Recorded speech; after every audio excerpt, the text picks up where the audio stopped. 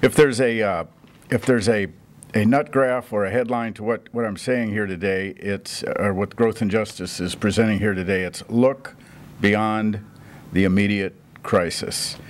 We think that citizens and voters should expect vision, measurable goals, and strategies for a new governor and a new decade. And we've got a sample agenda that we think most voters will welcome and relish. Our very large budget shortfall in 2011 looks like the only thing that matters right now, and both the news media and candidates are properly focused on that. But we're here to make the case that the candidates, citizens and media, and especially candidates, should look past it, think bigger, and focus as much as possible much further down the road. And we're encouraging candidates in the coming months to lay out a vision, measurable goals, and strategies for reaching the vision and the goals. And towards that end, we respectfully and modestly offer our own effort at a big picture comprehensive agenda. And we've put a lot of information into 6 pages here that is pretty easy to read and accessible for ordinary non-policy and experts. The first thing we do in this document is we offer a preamble that provides context and explains how Minnesota is blessed with a heritage that values both business needs and high-quality public investment in human capital and physical infrastructure. And we make the case that we need to restore and renew the integrity of our brand here in Minnesota. And this brand, this distinctive comparative advantage that we have enjoyed, we call the Minnesota Advantage, and we kind of describe how a combination of innovative business and communitarian regard for community and for lifting all the fortunes of all of our citizens has worked for Minnesota. The heart of this framework, though, is this grid of 18 boxes that articulate a vision or an ideal in each of 6 main categories: job growth, economic justice, education, transportation, energy and environment, public health. And we elaborate on this in a capital report column. I have a copy on the table back there for more detail on this. Education, transportation, energy and environment, and public health. Then we suggest measurable goals for improvement in each of these, such as a 75% higher education attainment rate by the end of the decade. We've done a lot of work on this goal and strategies towards it. And then in the third column, we reference our own research at Growth and Justice and strategies developed by other organizations, nonpartisan, nonprofit organizations, for realizing this vision. And then on the last 2 pages, and this is just as important, we offer some ways for candidates to talk about restoring our good government principles, putting new emphasis on government redesign and accountability, cost effectiveness and efficiencies, and we call for a tax overhaul that provides the revenue we need, more revenue and more fairness. At Growth and Justice, we've made the case since our founding in 2002 that a more fair and evenly shared prosperity and long-term business health actually depends on this foundation of smart public investments in education and transportation and other infrastructure, in health and universal access to health care and a clean environment. We've been making the case for most of this decade that we are now on an extreme and unwise fiscal course. And by the way, every living former governor and all major parties has agreed with our basic analysis of this situation. Minnesota's prosperity depends on the complementary roles of the private sector and the public sector, and the words growth and justice are markers for the idea that both are important. And so we hope as you develop news stories and coverage based on these fundamental issues facing governors of taxes and budgets and economics, that you can use this framework as a point of reference and as background material, and I'd be happy to answer any questions or respond to comments. Dane, why is it important to look long-term beyond the budget crisis? Well, if you go to any business management seminar or any kind of organizational management literature, you see this principle articulated over and over again, that it's really important to think long term. And I think that most people understand the wisdom of this, but especially in a large jurisdiction like a state. 5 million people.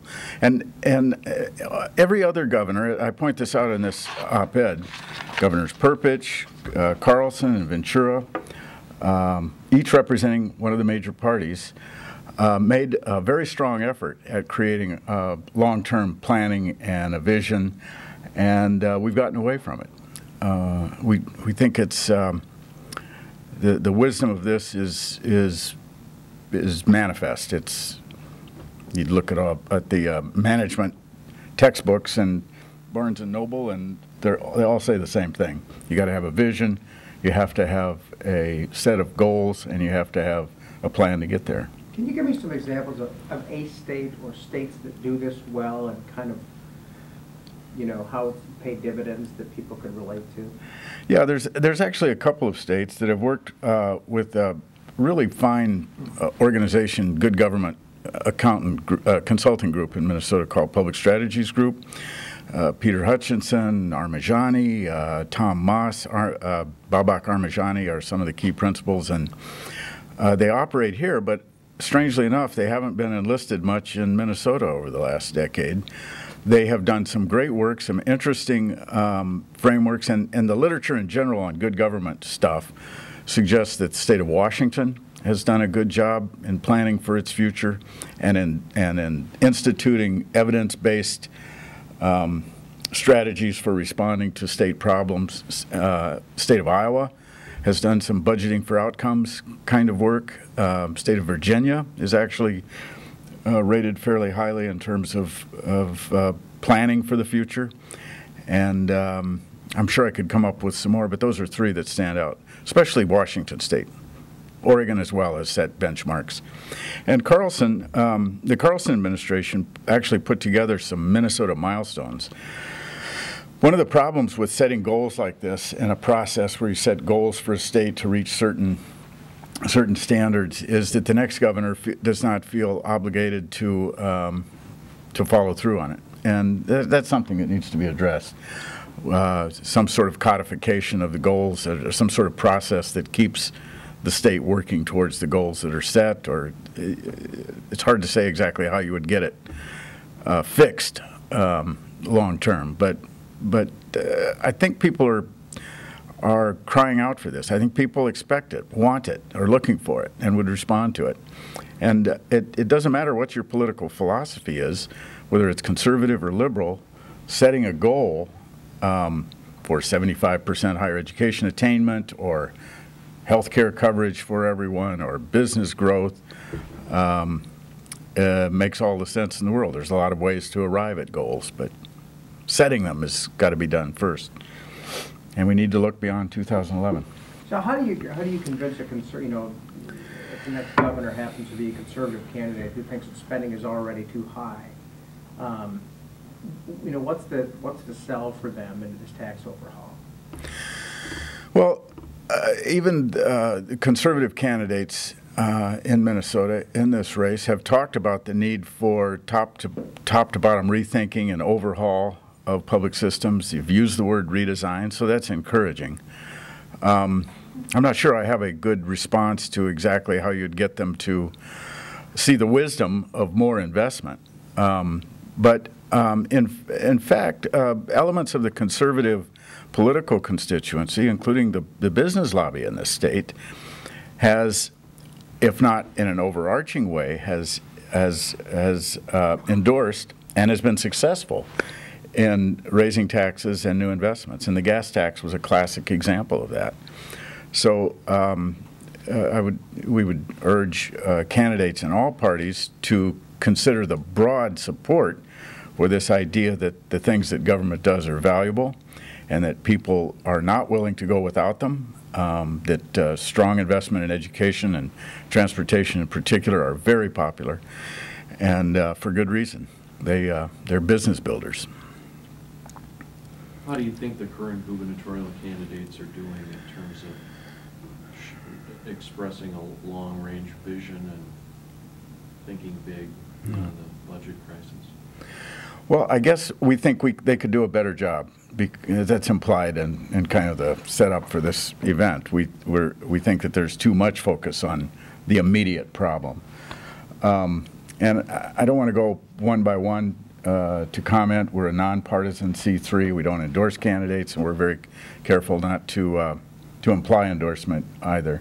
But we, as a student of politics for many years, I understand that the pre-primary is about appealing to base and various interest groups that you hope will get you passed into the general election. So this message is really sort of maybe aimed at messaging and thinking beyond the primary.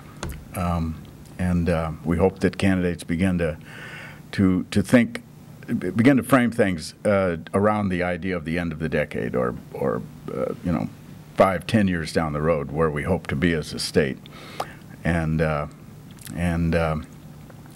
hopefully we'll hear that towards the beginning of the general election season, and maybe even before then. But again, I would say that we think they could do a better job of long-distance thinking and long-distance planning. Okay? All right. Well, thanks very much.